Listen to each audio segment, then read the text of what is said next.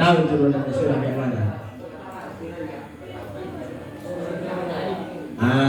Jadi susunan Al-Quran itu, siapa yang menyusun ulang Al-Quran itu yang menyusunnya adalah ulama ahli dalam Al-Quran.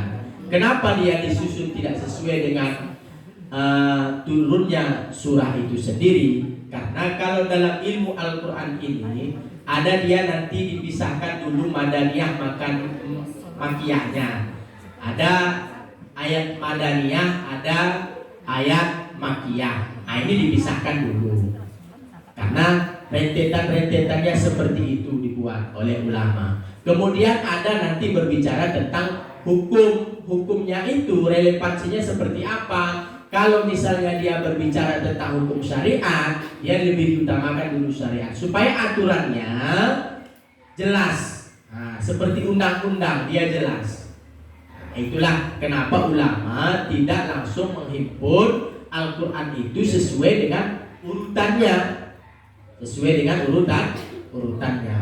Nah, kalau berbicara tentang urutannya, itu ada nanti berbicara tentang Rasam Quran, nama ilmunya Rasam Quran, bagaimana tata cara peletakan itu ya ulama-ulama kita terdahulu yang sudah menentukan bagaimana tentang kriteria itu. Tapi yang paling jelas ya dia ada Al-Quran ini nanti berbicara tentang hukum itu dia dihubungkan.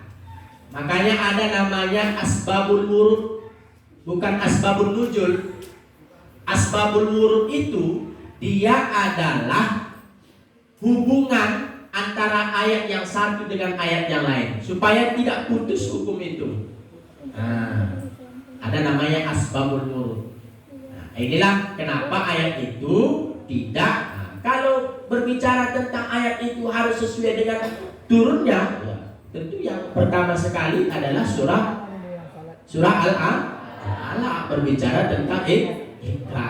Tapi relevansinya tidak seperti itu. Kenapa? Karena mungkin dia berbicara tentang hukum dulu, baru dia berbicara tentang sosial, baru di dalam Al-Quran juga ada berbicara tentang legenda atau cerita.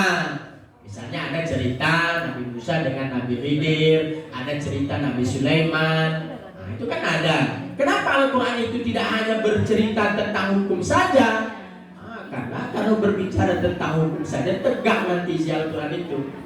Makanya ada berbicara tentang hukum, ada berbicara tentang kisah untuk supaya kita mendapatkan pelajaran daripada kisah itu sendiri. Alasannya itu saja kenapa Al-Quran itu tidak sesuai dengan rentetan turunnya, karena ada asbabul wurud Quran namanya yang menghubungkan antara ayat yang satu dengan ayat yang lainnya. Nah, itu saja. Bung siapa namanya?